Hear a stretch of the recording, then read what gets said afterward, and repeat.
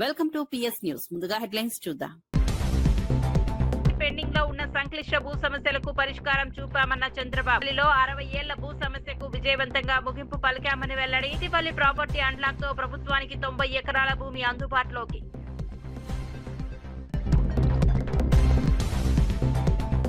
జగన్ కుటుంబ ఆస్తుల పెరుగుదలపై ప్రజలకు సమాధానం చెప్పాలని సోమిరెడ్డి డిమాండ్. వైఎస్ సీఎం కాకముందు జగన్ కుటుంబ ఆర్థిక పరిస్థితి ఏంటో చెప్పాలని ప్రశ్న. అధికారాన్ని ఉపయోగించుకుని వేల కోట్ల రూపాయల ఆస్తులు కూడబెట్టారని తీవ్ర ఆరోపణ. బ్యారేజీలకు సమస్య వస్తే ఎమ్మెల్యే పదవులకు రాజీనామా చేస్తామన్న కౌశిక్ రెడ్డి. కన్నేపల్లి పంప్ హౌస్ ను వెంటనే ఆన్ చేసి గోదావరి నీటిని ఎత్తిపోయాల్సాలని డిమాండ్. అన్నారం సుందిళ్ల బ్యారేజీలపై ప్రభుత్వం అనవసర భయాలు సృష్టిస్తోందని విమర్శ.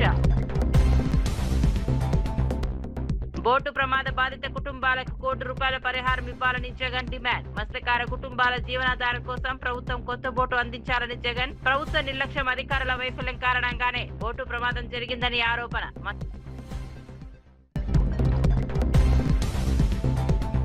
జూనియర్ ఎన్టీఆర్ ఎలాంటి రాజకీయ పార్టీ పెట్టడం లేదని స్పష్టం చేసిన కృష్ణ యాదవ్. ఈ నెల 18న ఎన్టీఆర్ తిరుపతికి వస్తున్నారన్న ప్రచారంలో నిజం లేదని వెల్లడి. ఎన్టీఆర్ ఫ్రాన్స్ గ్రూప్ కు జూనియర్ ఎన్టీఆర్ కు ఎలాంటి సంబంధం లేదని స్పష్టత. అమరావతి సచివాలయంలో శాఖాధిపతులు, కార్యదర్శులతో ముఖ్యమంత్రి చంద్రబాబు కీలక సమావేశం నిర్వహించారు. రాష్ట్రంలో ఏళ్ల తరబడి పెండింగ్ లో ఉన్న అత్యంత సంక్లిష్ట సమస్యలను ప్రభుత్వం పరిష్కరిస్తోందని సీఎం తెలిపారు. చిత్తూరు జిల్లా సెట్టిపల్లిలో దాదాపు 60 నుంచి 70 ఏళ్లుగా అపరిష్కృతంగా ఉన్న భూ సమస్యకు విజయవంతంగా ముగింపు పలికామని చెప్పారు. సెట్టిపల్లి ప్రాపర్టీని అన్లాక్ చేయడం ద్వారా ప్రభుత్వానికి అదనంగా 90 ఎకరాల భూమి అందుబాటులోకి వచ్చిందని వెల్లడించారు. అలాగే గుంటూరు జిల్లా వట్టిచెరుకూరులో లబ్ధిదారులు ఎన్నో ఏళ్ల క్రితం నిర్మించుకున్న ఇళ్లకు ఇప్పటి వరకు పట్టాలు లేక ఇబ్బందులు ఎదుర్కొన్నారని సీఎం పేర్కొన్నారు. ఆ సమస్యను పరిష్కరించి లబ్ధిదారులకు ఎట్టకేలకు పట్టాలు పంపిణీ చేశామని తెలిపారు. శాఖల మధ్య సమన్వయంతో దీర్ఘకాలిక సమస్యలకు శాశ్వత పరిష్కారం చూపాలని అధికారులను ఆదేశించారు. ప్రజలకు సంబంధించిన సమస్యలను సంవత్సరాల తరబడి పెండింగ్ లో ఉంచకుండా నిర్ణీత సమయంలో పరిష్కరించాలని చంద్రబాబు స్పష్టం చేశారు. ఇలాంటివి చాలా కేసెస్ అన్ని కూడా సార్ట్అవుట్ చేసే పరిస్థితికి వచ్చాం. ఇవి అన్ని కూడా ఇంకొక పక్కన ఈరోజు మీరు గుర్తుపెట్టుకోవాల్సింది మీ డిపార్ట్మెంట్ లో ఉండే పీజీఆర్ఎస్. వైఎస్ జగన్ ఆస్తులపై ఎమ్మెల్యే సోమిరెడ్డి చంద్రమోహన్ రెడ్డి తీవ్ర వ్యాఖ్యలు చేశారు. వైఎస్ రాజశేఖర రెడ్డి ముఖ్యమంత్రి కాకముందు జగన్ కుటుంబ ఆర్థిక పరిస్థితి ఏంటో ఒకసారి ఆలోచించుకోవాలని ప్రశ్నించారు. అధికారాన్ని ఉపయోగించుకుని వేల కోట్ల రూపాయల ఆస్తులు కూడబెట్టారని ఆరోపించారు. కుటుంబంలోని నలుగురు కోసం భారీగా సంపద సమకూర్చుకుంటూ రైతులు, పేదల భవిష్యత్తును పక్కన పెట్టారని విమర్శించారు. ప్రజా సమస్యలపై మాట్లాడే ముందు జగన్ తన కుటుంబ ఆస్తులపై సమాధానం చెప్పాలని సోమిరెడ్డి డిమాండ్ చేశారు. రైతుల పేరుతో రాజకీయాలు చేస్తూ వారి సమస్యలను పట్టించుకోలేదని ఆరోపించారు. వైసీపీ పాలనలో రాష్ట్ర ఆర్థిక వ్యవస్థ దెబ్బతిందని, అభివృద్ధి నిలిచిపోయిందని విమర్శించారు. ప్రజలను తప్పుదోవ పట్టించే రాజకీయాలు ఇక పని చేయవని పేర్కొన్నారు. జగన్ ఆస్తుల పెరుగుదలపై ప్రజలకు పూర్తి వివరాలు చెప్పాలని డిమాండ్ చేశారు. మల్లయ్య తీవ్ర స్థాయిలో మండిపడ్డారు. గాంధీ వారసులమని చెప్పుకునే కాంగ్రెస్ పార్టీ ముఖ్యమంత్రి స్థాయికి కలంకలం తెచ్చేలా మాట్లాడిన రేవంత్ రెడ్డిపై ఎందుకు చర్యలు తీసుకోవడం లేదని ప్రశ్నించారు. ఒక రాష్ట్ర ముఖ్యమంత్రి బాధ్యతాయుతంగా మాట్లాడాల్సింది పోయి ఉగ్రవాదిని తలపించేలా నరహంతుడి భాషలో వ్యాఖ్యలు చేయడం దారుణమన్నారు. ప్రజాస్వామ్య వ్యవస్థలో ముఖ్యమంత్రి మాటలు ప్రజలకు భరోసా కల్పించేలా ఉండాలని, భయభ్రాంతులకు గురి చేసే విధంగా ఉండకూడదని తెలిపారు. రాజకీయ ప్రత్యర్థులపై కోపంతో హింసను ప్రేరేపించేలా మాట్లాడడం సీఎం స్థాయికి తగదని విమర్శించారు. రేవంత్ రెడ్డి వ్యాఖ్యలపై కాంగ్రెస్ అధిష్టానం వెంటనే స్పందించాలని డిమాండ్ చేశారు. గాంధీయ సిద్ధాంతాల గురించి మాట్లాడే కాంగ్రెస్ నాయకులు ఈ వ్యాఖ్యలను ఎందుకు ఖండించడం లేదని నిలదీశారు. నరహంతకుడి భాష మాట్లాడుతున్న రేవంత్ రెడ్డిని ముఖ్యమంత్రి పదవి నుంచి వెంటనే తొలగించాలని బొల్లం మల్లయ్య డిమాండ్ చేశారు. గాంధీ మహాత్ములం, గాంధీ వారసులం అని చెప్పుకుంటారు కదా, మరి గాంధీ వారసులు అయితే మాట్లాడే భాష ఏంది? ఒక ముఖ్యమంత్రి సీటుకు కూడా కలంకం వచ్చే విధంగా, ఒక తీవ్రవాది కంటే, ఉగ్రవాది కంటే, నర హంతకుడు కంటే ఘోరంగా మాట్లాడిన ఈ భాష మీద కాంగ్రెస్ ఎందుకు చర్యలు తీసుకోదు? రేవంత్ రెడ్డిని ఆ ముఖ్యమంత్రి సీటు నుంచి తొలగించాలి. రేవంత్ రెడ్డి ఈడ రాష్ట్ర ప్రజల్ని ఏ రకంగానైతే బ్లాక్మెయిల్ చేసిండో, ఢిల్లీ అధిష్టానాన్ని కూడా బ్లాక్మెయిల్ చేసి ఆ సీటులో కొనసాగుతున్నాడేమో, ఆ బ్లాక్మెయిల్లకు భయపడి ఇవాళ రాహుల్ గాంధీ గారు ఢిల్లీ అధిష్టానం నిర్ణయం తీసుకోవట్లేదేమో, కానీ తెలంగాణ ప్రజల ఆగ్రహానికి గురిగాక తప్పదు. మేము హెచ్చరిస్తూ ఉన్నాం. ఇవాళ తెలంగాణ గురించి మాట్లాడే హక్కు మాకుంది. నువ్వు తెలంగాణని ఉన్న ధనాన్ని, సంపదని ఏ రకంగా దోచుకోవాలనే ఒక ఆలోచనలో ఉన్నావు. దానికోసమే హెచ్సియు భూములు తాకట్టు పెట్టినావు. బ్యాంకు లైజనింగ్ చేసినందుకు కమిషన్ ఇచ్చినావు, దోచుకుపోదామంటే మా కృష్ణార్జున్ లాంటి కేటీఆర్ హరీష్ రావు ఎమ్మడి పడితే నీ భాగవతం బయటపడ్డది. ఈ ముఖ్యమంత్రి సీటుని పదవిని అడ్డం పెట్టుకొని బ్లాక్మెయిల్ చేసి రియల్ ఎస్టేట్ చేసి ఎక్కడ భూములు ఉన్నాయో అమ్ముకుందామని చెప్పేసి ప్రయత్నం చేస్తున్న నీకు అడుగడుగున తెలంగాణ ప్రజల పక్షాన ఈ ఆస్తుల్ని ధ్వంసం కానియొద్దు, ఈ రాష్ట్రం విధ్వంసం కావద్దు అని చెప్పేసి జూనియర్ ఎన్టీఆర్ రాజకీయ పార్టీ ఏర్పాటు చేస్తున్నారంటూ జరుగుతున్న ప్రచారంపై NTR fans association state convener Krishna Yadav స్పష్టత ఇచ్చారు. జూనియర్ ఎన్టీఆర్ ఎలాంటి రాజకీయ పార్టీ పెట్టడం లేదని తేల్చి చెప్పారు. అలాగే ఈ నెల 18వ తేదీన ఆయన తిరుపతికి వస్తున్నారన్న ప్రచారంలో కూడా వాస్తవం లేదన్నారు. సేవా కార్యక్రమాల పేరుతో కొందరు జూనియర్ ఎన్టీఆర్ ఇమేజ్ ను దెబ్బతీసే ప్రయత్నం చేస్తున్నారని కృష్ణ యాదవ్ మండిపడ్డారు. సోషల్ మీడియాలో వస్తున్న అసత్య ప్రచారాలను అభిమానులు నమ్మవద్దని కోరారు. ఎన్టీఆర్ పేరుతో కొనసాగుతున్న ఫ్యాన్స్ గ్రూప్ కు జూనియర్ ఎన్టీఆర్ కు ఎలాంటి సంబంధం లేదని స్పష్టం చేశారు. ఎన్టీఆర్ పేరును రాజకీయ ప్రయోజనాల కోసం ఉపయోగించుకోవద్దని సూచించారు. అభిమానులు అధికారిక సమాచారం ఆధారంగానే స్పందించాలని సూచించారు. జూనియర్ ఎన్టీఆర్ రాజకీయ ప్రవేశంపై జరుగుతున్న ప్రచారానికి కృష్ణ యాదవ్ వ్యాఖ్యలతో మరోసారి స్పష్టత ఇచ్చినట్లు అభిమాన వర్గాలు భావిస్తున్నాయి. రా ఎన్టీఆర్ ఫ్యాన్స్ కి, ఎన్టీఆర్ గారికి కానీ, ఎన్టీఆర్ ఫ్యాన్స్కి కానీ ఎటువంటి సంబంధం లేదు.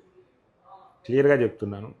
వాళ్ళేదో సేవా కార్యక్రమాలతో పెట్టుకుని వాళ్ళేదో వాళ్ళ కార్యక్రమాలు చేసుకుంటే తప్పు లేదు. మీరు తిరుపతిలోనే పెట్టి మీడియా పాయింట్ ఉందని చెప్పి కాంట్రవర్సీ చేయాలనే ఉద్దేశంతో పెట్టారని నేను సాయంత్రానికి మాకు అర్థమైంది. అప్పటికి మా వాళ్ళంతా ఫోన్ చేసేగడికి అక్కడ వాళ్ళంతా స్విచ్ ఆఫ్ చేసి వాళ్ళు మళ్ళీ ఏదో సరిగ్గా మాట్లాడలేదనేసి ఇష్యూ చేస్తున్నారు. మళ్ళీ ఏం జరిగిందంటే మాకు అనిపించి మేము డైరెక్ట్గా స్టేట్మెంట్ ఇస్తే కానీ ఇది, ఎందుకంటే వీళ్ళు 18వ తేదీ హీరో వచ్చేస్తాడు, స్టేట్మెంట్ ఇచ్చేస్తాడు తాజ్ అని, ఆ విధంగా చెప్పి కన్ఫ్యూజ్ చేస్తే ఎంత ఇదిగా ఉంటుంది చెప్పండి. ఎన్టీఆర్ గౌరవ ప్రతిష్టలకి భంగం కలిగించే విధంగా, ఎన్టీఆర్ అభిమానులకు మనోభావాలు దెబ్బతీసే విధంగా జరుగుతుంది కాబట్టే మేము డైరెక్ట్గా అఫిషియల్గా స్టేట్మెంట్ ఇచ్చేదానికి నేను డిసైడ్ అయ్యి అందరికీ వీడియోస్ ఇస్తున్నాం.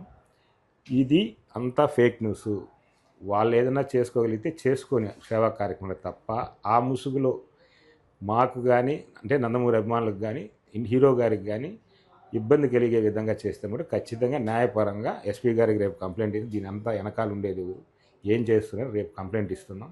నెక్స్ట్ ఎవరు ఈ వారి కాంట్రవర్సీ చేయకుండా ఏదున్నా కూడా హీరో ఆఫీస్ నుంచి వాళ్ళు అప్పటికి 2 సార్లు వీళ్ళకి సంబంధం లేదని ఆల్రెడీ వచ్చింది. మేలో ఒకసారి వచ్చింది, నిన్న ఒకసారి వచ్చింది. సరే, అది సరిగ్గా సర్క్యులేట్ కాలేదనే వాయిస్ ఇస్తున్నాము. దానివల్ల మేము నెక్స్ట్ వచ్చి రేపు ఎస్పీ గారికి కంప్లైంట్ ఇచ్చి దానిపైన వెనకాల ఉండేది ఎవరు ఏంది దానిపైన చర్యలు తీసుకోమని న్యాయపరంగానే పోతున్నాం.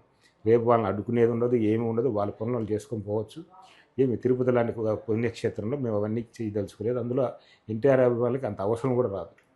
కాంట్రవర్సీ చేసి చట్టపరంగానే మేము పోతాం. అది విషయం. అభిమానం పేరుతో ₹1,00,00,000 ఫండింగ్ తీసుకొని ఆ ఫండింగ్ని వెనకేసుకుని వస్తున్నారంటే వారిపైన ఆరోపణ. అదే మాకు కూడా 100 కోట్లు అంటే మేము కూడా ఏదో ఉందా అని నాకు కూడా డౌట్ వచ్చింది. సరే, దీన్ని మా అభిమానుల్లో కూడా పాపం లేని వాళ్ళు, ఆశించేవాళ్ళు, సహాయం ఆశించేవాళ్ళు కూడా ఉంటారు. అలాంటి వాళ్ళని కూడా కన్ఫ్యూజ్ చేస్తూ, ప్రజల్ని కన్ఫ్యూజ్ చేస్తూ నువ్వు అసలు 100 కోట్లు అనే ఫిగరు. తెలంగాణ ముఖ్యమంత్రి రేవంత్ రెడ్డి పేరుతో 2 నియోజకవర్గాల్లో ఓట్లు ఉన్నాయని బీఆర్ఎస్ నేత సోమ భరత్ కుమార్ సంచలన ఆరోపణలు చేశారు. అచ్చంపేట నియోజకవర్గంతో పాటు కొడంగల్ నియోజకవర్గంలో కూడా సీఎం పేరుతో ఓటు నమోదైందని పేర్కొన్నారు. రాష్ట్రంలో పెద్ద ఎత్తున డబుల్ ఓట్లు కొనసాగుతున్నాయని ఇప్పటికే కేంద్ర ఎన్నికల సంఘానికి ఫిర్యాదు చేసినట్లు తెలిపారు. ముఖ్యమంత్రి పేరుతోనే 2 ఓట్లు ఉన్నట్లు తమ దృష్టికి వచ్చిందని, ఓటర్ల జాబితా నిర్వహణలో జరుగుతున్న పరిస్థితులకు ఇదే ఉదాహరణ అని విమర్శించారు. ఈ అంశాన్ని ఎన్నికల సంఘం దృష్టికి తీసుకెళ్తామని సోమ భారత్ స్పష్టం చేశారు. సమగ్ర విచారణ జరిపి చట్ట ప్రకారం చర్యలు తీసుకోవాలని డిమాండ్ చేశారు. ఒక దేశం, ఒక పౌరుడు, ఒక ఓటు అనే నిబంధన అందరికీ వర్తించాలని పేర్కొన్నారు. ఓటర్ల జాబితాలను ప్రక్షాళన చేసి డబుల్ ఓట్లను తొలగించాలని ఆయన కోరారు. Anumula Revanth Reddy found to possess 2 votes, one at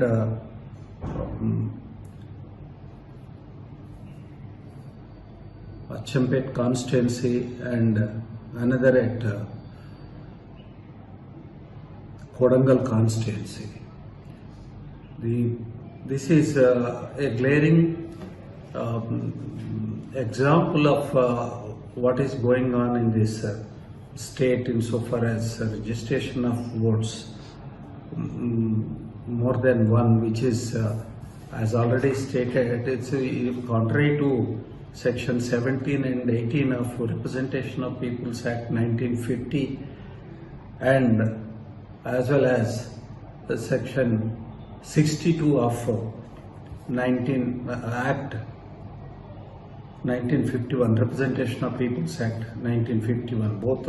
Both acts, under both acts, this is a illegal act. See, now we are going to take this to the notice of Honorable Election Commission of India. The purpose for which we are now taking this complaint to Honorable Election Commission of India only to strengthen the complaint which we have made earlier by giving ample examples which were collated from a survey conducted by our party. And then in his constituency, Mr. Revanth Reddy's constituency, that is Kodangal constituency, possesses more than 30,000 either duplicate or double votes in that constituency itself. We also taken to the notice of Honorable Election Commission about the interstate votes existing in both the states. In Karnataka, which is the adjoining state of Kodangal constituency, which is part of Telangana. 5,000 votes are there, same votes, identical names and father name, and with 1 or 2 plus or minus 1 year, 2 years age difference. Same names are found in Karnataka as well as in Kodangal. Now, to our utter surprise and dismay, the state chief minister himself has registered 2 names. It is found in both the constituencies within the state, within Telangana state, but different constituencies. One in Chempet constituency and another in Kodangal assembly constituency. So these are the things which are required to be considered and action be taken to delete this after an inquiry, and let the chief minister be given opportunity to retain 1 vote and other vote needs to be. ఓ కార్యక్రమంలో BRS నేత కవిత చేసిన సరదా వ్యాఖ్యలు ఆసక్తికరంగా మారాయి. ఓ కళాకారుడితో మాట్లాడుతూ మీ పాట వల్లే ఆయన ముఖ్యమంత్రి అయ్యారని కవిత వ్యాఖ్యానించారు. రేవంత్ రెడ్డిపై పాట చేసినందుకు నీపై కాస్త కోపంగా ఉందంటూ సరదాగా అన్నారు. కవిత వ్యాఖ్యలతో అక్కడున్న వారంతా నవ్వారు. తెలంగాణ రాజకీయాల్లో పాటలు, కళాకారుల ప్రచారం కీలక పాత్ర పోషిస్తుంటాయని ఆమె వ్యాఖ్యల నేపథ్యంలో చర్చ జరుగుతోంది. ఎన్నికల సమయంలో వివిధ పార్టీలకు మద్దతుగా రూపొందించిన పాటలు సోషల్ మీడియాలో విస్తృతంగా వైరల్ అయ్యాయి. ఈ నేపథ్యంలో రేవంత్ రెడ్డికి సంబంధించిన పాటను ప్రస్తావిస్తూ కవిత చేసిన వ్యాఖ్యలు ఆసక్తిని రేపాయి. రాజకీయ విమర్శల మధ్య కవిత సరదాగా మాట్లాడే ఈ వీడియో ప్రస్తుతం సోషల్ మీడియాలో వైరల్ అవుతోంది. బీఆర్ఎస్, కాంగ్రెస్ శ్రేణులు కూడా ఈ వీడియోపై తమదైన శైలిలో స్పందిస్తున్నాయి. చిన్నప్పటి నుంచి అనేక సినిమాల్లో మేడం సుధా గారిని చూసాం, కొత్తగా అన్న మురళీధర్ గౌడ్ గారిని కూడా చూస్తూ ఉన్నాం, దినేష్ దివిజ అండ్ డైరెక్టర్ సతీష్ ఆవల గారు. చరణ్ అర్జున్ గురించి చెప్పేదేం లేదు, చాలా మంచి సాంగ్స్ అన్ని కూడా చేస్తూ ఉంటారు. కాబట్టి తను చేసిన ఒక పాట ఈ మధ్య సూపర్ హిట్ అయింది, మీ అందరికి తెలిసి ఉంటుంది. ఆయన 3 రంగుల జెండా పాట వేస్తే ముఖ్యమంత్రి అయిపోయాడు. మరి సినిమాకి పాట వేసింది, ఈ సినిమా ఎంత హిట్ కావాలనో ఒక్కసారి మనందరం కూడా ఆ లెవెల్లో హిట్ అవ్వాలని చెప్పి నేను అనుకుంటున్నా. కానీ కోపం కూడా ఉంది నువ్వు ఆ పాట వేసినందుకు, అది వేరే విషయం. అయితే రెండో విషయం ఏంటంటే, ఈ మధ్య మనం చూస్తూ ఉన్నాం సినిమా పేరు వెంకటరామయ్య గారి తాలూకా. అంటే వాస్తవానికి తాలూకా అనే పదం తెలంగాణలో వాడం మేము. తాలూకా అంటే ఏంద్రబాయ్ అన్నట్టు కొద్దిసేపు ఆలోచన చేసినాం. కాకపోతే తెలుగు ప్రజలుగా ఇద్దరం కూడా కలిసి ఉండాలని మనం ఫస్ట్ నుంచి అనుకున్నాం. స్టేట్స్గా కొట్లాడుకున్నా మనము ప్రజలుగా కలిసి ఉండాలని పదే పదే అనుకున్నాం. తెలుగు సినిమా అనేది కన్నేపల్లి పంప్ హౌస్ నుంచి వెంటనే గోదావరి జలాలను ఎత్తిపోసి రైతులకు అందించాలని బీఆర్ఎస్ ఎమ్మెల్యే పాడి కౌశిక్ రెడ్డి కాంగ్రెస్ ప్రభుత్వాన్ని డిమాండ్ చేశారు. రాష్ట్రంలో రైతులు సాగునీటి కోసం ఎదురు చూస్తున్న సమయంలో ప్రభుత్వం రాజకీయ కారణాలతో నీటిని ఎత్తిపోకుండా నిర్లక్ష్యం చేస్తోందని ఆరోపించారు. అన్నారం, సుందిల బ్యారేజీల పరిస్థితిపై ప్రభుత్వం అనవసర భయాలు సృష్టిస్తోందని విమర్శించారు.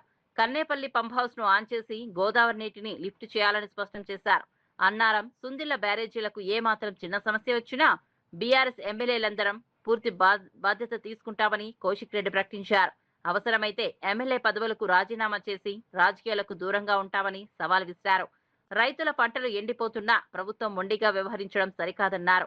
రాజకీయాలను పక్కన పెట్టి వెంటనే గోదావరి జలాలను ఎత్తిపోసి రైతులకు సాగునీరు అందించాలని కౌశిక్ రెడ్డి డిమాండ్ చేశారు. కాబట్టే ఇలా కాళేశ్వరం నీళ్ళనేటి ఎంత ముఖ్యమో కేసీఆర్ గారికి తెలుసు.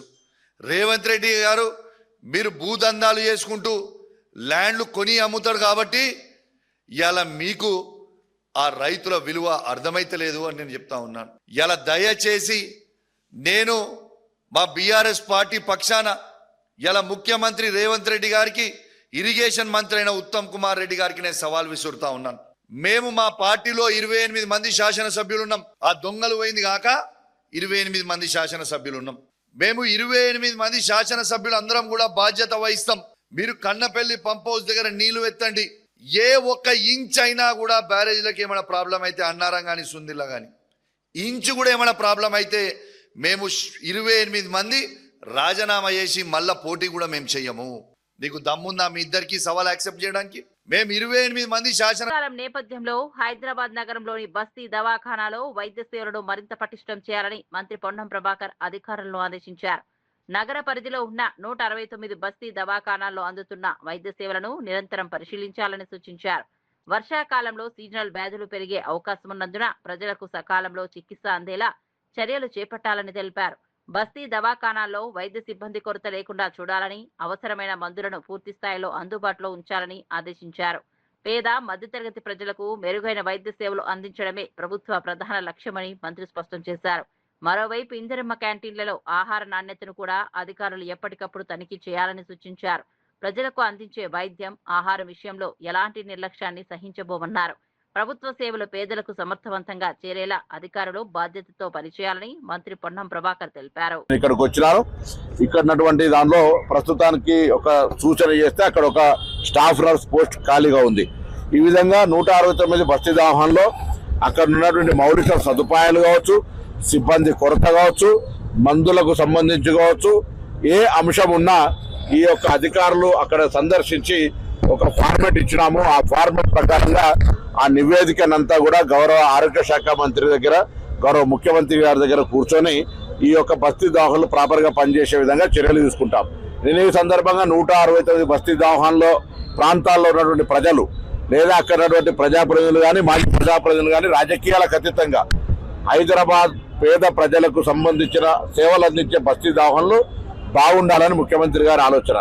అందుకే మీరు కూడా రాజకీయాలకు అతీతంగా ఎక్కడైనా ఏదైనా బస్తీ దవాఖానాలో ప్రభుత్వ పరంగా ఏదైనా చర్యలు తీసుకోవాల్సిన అవసరం ఉన్నది అనుకుంటే దయచేసి హైదరాబాద్ డిఎంహెచ్ఓ గారు కానీ, జిల్లా కలెక్టర్ గారు కానీ, మున్సిపల్ కమిషనర్ గారు కానీ, నాకు కానీ ఎవరికి కాగితం ఇచ్చినా స్థానిక ప్రజాప్రతినిధుల ద్వారా తప్పకుండా ప్రభుత్వం నుంచి ఆ సమస్యను పరిష్కరిస్తాం. హైదరాబాద్ బస్తీ బోటు ప్రమాద బాధిత కుటుంబాలకు ప్రభుత్వం తక్షణమే న్యాయం చేయాలని వైఎస్ఆర్సీపీ అధినేత వైఎస్ జగన్ డిమాండ్ చేశారు. ప్రభుత్వ నిర్లక్ష్యం, అధికారుల వైఫల్యం కారణంగానే ఈ ప్రమాదం జరిగిందని ఆరోపించారు. ప్రమాదంపై సమాచారం అందిన వెంటనే సంబంధిత వ్యవస్థలు స్పందించి ఉంటే పరిస్థితి మరోలా ఉండేదన్నారు. బాధిత కుటుంబాలు తమ వారిని కోల్పోయి తీవ్ర విషాదంలో ఉన్న సమయంలో ప్రభుత్వం పూర్తి భరోసా కల్పించాలని కోరారు. ప్రమాదంలో ప్రాణాలు కోల్పోయిన వారి కుటుంబాలకు ఒక్కొక్కరికి ₹1,00,00,000 చొప్పున పరిహారం అందించాలని డిమాండ్ చేశారు. మత్స్యకార కుటుంబాల జీవనాధారాన్ని దృష్టిలో పెట్టుకుని కొత్త బోటును కూడా ప్రభుత్వం అందించాలని జగన్ కోరారు. కేవలం ఆర్థిక సాయం ప్రకటించి చేతులు దులుపుకోవడం కాకుండా బాధిత కుటుంబాలకు దీర్ఘకాలికంగా అండగా నిలవాలని సూచించారు. ప్రమాదానికి కారణమైన పరిస్థితులపై సమగ్ర విచారణ జరిపి బాధ్యులపై చర్యలు తీసుకోవాలని డిమాండ్ చేశారు. మత్స్యకారుల భద్రత కోసం ప్రత్యేక చర్యలు చేపట్టాలని వైఎస్ జగన్ ప్రభుత్వాన్ని కోరారు.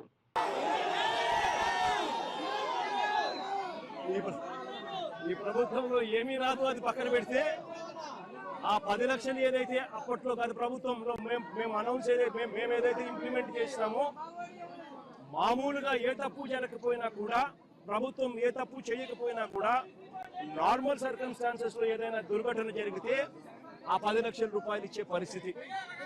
అలాంటిది ఇంత ప్రభుత్వం తప్పు జరిగినప్పుడు, ప్రభుత్వమే దీనికి బాధ్యత వహించాల్సిన పరిస్థితి ఉన్నప్పుడు కేవలము ఆ 10 లక్షల్లోనే 5 లక్షలు ఇచ్చి చేతులు దులుపుకుంటాము అని అంటే ఇది కరెక్టేనా, న్యాయమేనా, ధర్మమేనా అని అడుగుతా ఉన్నా.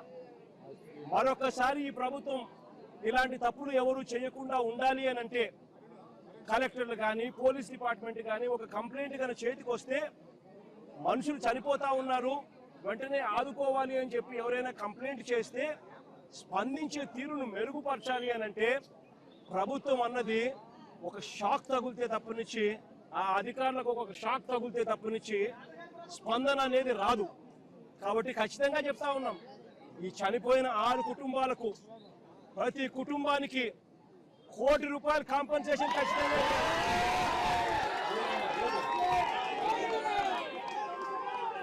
చిన్న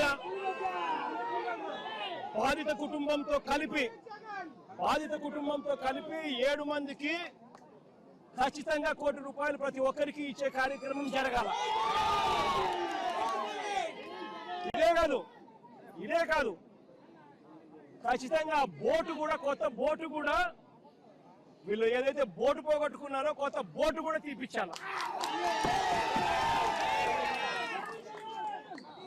కనీసం ఈ మాదిరిగా ప్రభుత్వం అన్నది షాక్ తగిలితే తప్పనిచ్చి కనీసం రేపు పొద్దున అధికారులు అనే వాళ్ళు ఎవరైనా కూడా ఏదైనా కంప్లైంట్ వస్తే ఇంత సివియర్ గా రామిఫికేషన్స్ ఉంటాయి, ఇంత సివియర్ గా పెనాల్టీస్ ఉంటాయి. కాబట్టి ఖచ్చితంగా ప్రభుత్వం తప్పిదం అనేది ఉండకూడదు అని జాగ్రత్తలు పడతారు. ఎవరైనా కూడా కంప్లైంట్ ఇస్తే వెంటనే. పాలమూరు రంగారెడ్డి ఎత్తిపోతల పథకంలోని నార్లాపూర్ పంప్ హౌస్ వద్ద మోటార్ వెట్రన్ కు విద్యుత్ సరఫరాలో అంతరాయం ఏర్పడింది. దీంతో అధికారులు చేపట్టిన మోటార్ల వెట్రన్ ప్రక్రియ మధ్యలో నిలిచిపోయింది. మోటార్లను పూర్తి స్థాయిలో పరీక్షించేందుకు అవసరమైన విద్యుత్ వోల్టేజ్ అందకపోవడంతో సాంకేతిక ఇబ్బందులు తలెత్తినట్టు సమాచారం. ఈ నేపథ్యంలో విద్యుత్ సరఫరాలో ఏర్పడిన సమస్యలను గుర్తించి సరిదిద్దేందుకు అధికారులు చర్యలు చేపట్టారు. మోటార్లకు అవసరమైన సుదృఢమైన వోల్టేజ్ అందేలా విద్యుత్ శాఖ, ప్రాజెక్ట్ ఇంజనీరింగ్ అధికారులు సమన్వయంతో పనిచేస్తున్నారు. సాంకేతిక లోపాలను పూర్తిగా పరిష్కరించిన తర్వాత మరోసారి మోటార్ల వెట్రన్ నిర్వహించేందుకు ఏర్పాట్లు చేస్తున్నారు. పూర్తి స్థాయిలో పరీక్షలు చేపట్టి మోటార్ల పనితీరును పరిశీలించారని అధికారులు భావిస్తున్నారు. పాలమూరు రంగారెడ్డి ప్రాజెక్టులో కీలకమైన నార్లాపూర్ పంప్ హౌస్ మోటార్ల వెట్రన్ విజయవంతం చేసేందుకు అన్ని జాగ్రత్తలు తీసుకుంటున్నారు.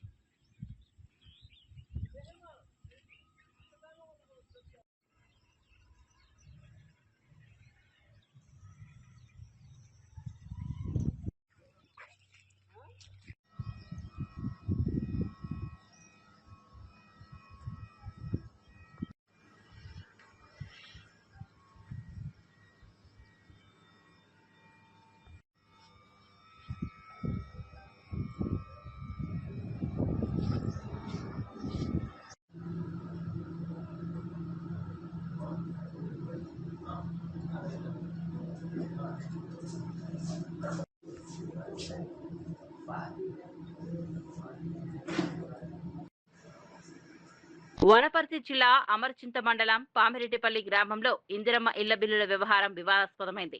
ఇంటి బిల్లులు మంజూరు కావాలంటే 50,000 రూపాయలు ఇవ్వాలని మంత్రి వాకిటి శ్రీహరిచరుడు కాంగ్రెస్ గ్రామ శాఖ అధ్యక్షుడు బీసీ రెడ్డి డిమాండ్ చేసినట్లు ఆరోపణలు వచ్చాయి.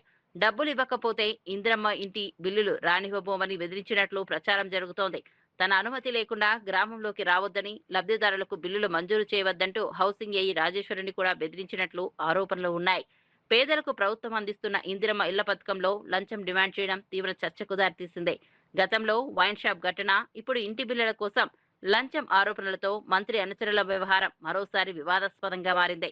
ఈ ఆరోపణలపై అధికారులు సమగ్ర విచారణ జరిపి వాస్తవాలను బయటపెట్టాలని స్థానికులు కోరుతున్నారు. నిన్ను పైసలు డైరెక్ట్ అడిగిండా? డైరెక్ట్ అడిగిండు. ఎంత అడిగిండు? ఎన్ని వేలు అడిగిండు? 50,000 ఇవ్వాలంటే 50,000 ఏంటి కొరకు ఇలా సార్? లేకనే కదా మేము ఇన్ని రోజులు ఆగింది. సరే, అప్పు చేసి కట్టుకుంటున్నాం. ఇప్పుడు వచ్చే బిల్లు ఎందుకు ఆపిండ్రు? డబ్బులు అయితే చాలా ఘోరంగా అడుగుతున్నారు. ఏమిటి కోసం అడుగుతున్నారు? ఇంటిళ్ళకు మేము ఇప్పిస్తాము, మేమే బిల్లులు కొట్టిపిస్తాము. ఇంటికి 50,000 కానీ. ఏమి ఇండ్లు? ఇందిరమ్మ ఇండ్ల కోసం అని ఖచ్చితంగా అడుగుతున్నారు. మేము పెడితేనే వస్తాయి, మేము చేస్తేనే వస్తాయి, మేము అధికారంలో ఉన్నాము, మేము చెప్పినట్టు నడుస్తుంది ఊర్లో, మాకు ఖచ్చితంగా కావాలని మాట్లాడుతున్నారు వాళ్ళు. ఇవ్వకుంటే కూడా మేము బిల్లులు వస్తామని చెప్పి మేడం కూడా ఫోన్ చేసి బెదిరించిండ్రు. ఎవిడెన్స్ కూడా నా దగ్గర ఉన్నాయి, రికార్డింగ్ కూడా చేసిన. మేడం మాట్లాడింది కూడా నేను పెడతా ఖచ్చితంగా. ఇదైతే వీళ్ళ మంది మీద వాడి ఖచ్చితంగా మాకు డబ్బులు వస్తేనే మీకు బిల్లులు శాంక్షన్ చేస్తాం, లేకుంటే చెయ్యము. ఆ విధంగా మంది నల్ల ఊర్లో అందరినీ ఇందిరమ్మ ఇంట్లో వచ్చిన వాళ్ళ ప్రతి ఒక్కరిని వేరే విధంగా టార్చర్ పెట్టి బెదిరిస్తున్నాడు. ఖచ్చితంగా అవి మాత్రం అట్లా మాకు వద్దు. అలాంటి పని చేయకుండా ఊరు అభివృద్ధి కోసం మంచి చేసి అందరికి మంచి చేయాలని మేము కోరుకుంటున్నాం. ఇది కూడా అందరికి. పెద్దపల్లిలో అవినీతి నిరోధక శాఖ అధికారులు మెరుపుదాడి నిర్వహించారు. 2 లక్షల రూపాయల లంచం తీసుకుంటున్న మున్సిపల్ ఏఈ కల్లేపల్లి సతీష్ కుమార్ ను రెడ్ హ్యాండెడ్ గా పట్టుకున్నారు. 12,28,000 రూపాయలు విలువైన కాంట్రాక్ట్ బిల్లును ప్రాసెస్ చేసేందుకు ఏఈ లంచం డిమాండ్ చేసినట్లు అధికారులు తెలిపారు. బాధితుడు ఏసీబీ అధికారులను ఆశ్రయించడంతో వ్యూహాత్మకంగా వలపన్ని సతీష్ కుమార్ ను అదుపులోకి తీసుకున్నారు. అనంతరం ఏఈ నివాసంలో అధికారులు సుదీర్ఘంగా సోదాలు నిర్వహించారు. ఈ తనిఖీల్లో లెక్కల్లో చూపని 32,31,000 రూపాయల నగదు బయటపడినట్లు వెల్లడించారు. భారీ మొత్తంలో నగదు లభించడంతో దీనికి సంబంధించిన వివరాలపై ఆరా తీస్తున్నారు. ఆదాయానికి మించిన ఆస్తులు ఉన్నాయా అనే కోణంలో కూడా విచారణ కొనసాగిస్తున్నట్లు సమాచారం. ప్రభుత్వ కార్యాలయాల్లో లంచం డిమాండ్ చేస్తే ప్రజలు వెంటనే ఏసీబీని సంప్రదించాలని అధికారులు సూచించారు.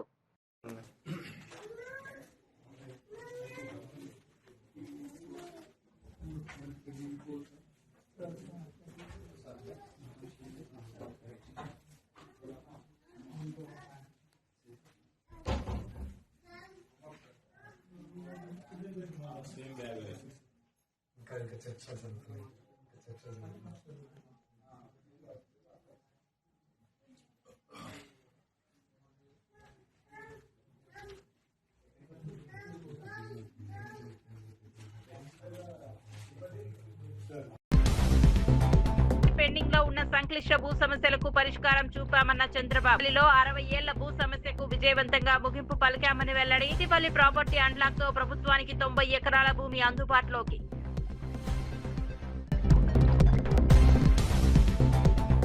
జగన్ కుటుంబ ఆస్తుల పెరుగుదలపై ప్రజలకు సమాధానం చెప్పాలని సోమిరెడ్డి డిమాండ్. వైఎస్ సీఎం కాకముందు జగన్ కుటుంబ ఆర్థిక పరిస్థితి ఏంటో చెప్పాలని ప్రశ్న. అధికారాన్ని ఉపయోగించుకుని వేల కోట్ల రూపాయల ఆస్తులు కూడబెట్టారని తీవ్ర ఆరోపణ. బ్యారేజీలకు సమస్య వస్తే ఎమ్మెల్యే పదవులకు రాజీనామా చేస్తామన్న కౌశిక్ రెడ్డి. కన్నేపల్లి పంప్ హౌస్ ను వెంటనే ఆన్ చేసి గోదావరి నీటిని ఎత్తిపోయాల్సాలని డిమాండ్. అన్నారం సుందిళ్ల బ్యారేజీలపై ప్రభుత్వం అనవసర భయాలు సృష్టిస్తోందని విమర్శ. బోటు ప్రమాద బాధిత కుటుంబాలకు ₹1 కోటి పరిహారం ఇవ్వాలని జగన్ డిమాండ్. మత్స్యకార కుటుంబాల జీవనాధారం కోసం ప్రభుత్వం కొత్త బోటు అందించాలని జగన్. ప్రభుత్వ నిర్లక్ష్యం, అధికారుల వైఫల్యం కారణంగానే బోటు ప్రమాదం జరిగిందని ఆరోపణ.